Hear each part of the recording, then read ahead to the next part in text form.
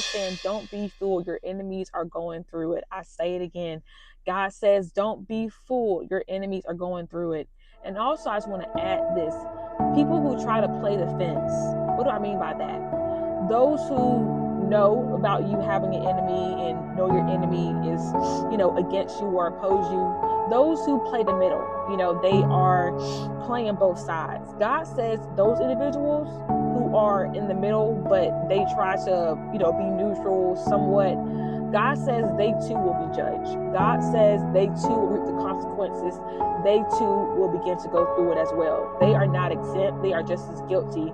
God says people who try to straddle the fence, knowing that they are supporting or advocating for something that he is against, and they know that is going against a favorite child of God. God has shown them and convicted them. They know what they're doing is wrong, and they know that they're playing the fence. They're playing both sides. God says those who play both sides will also be judged, and they will also go through it as well.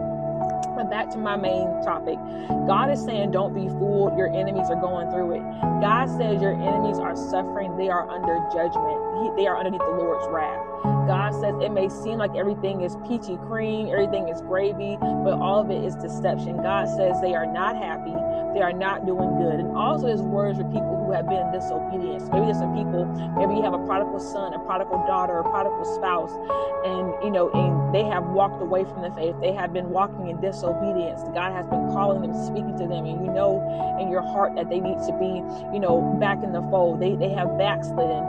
Even if it's just a friend, a co-worker, what have you, someone you've been standing in the gap for praying.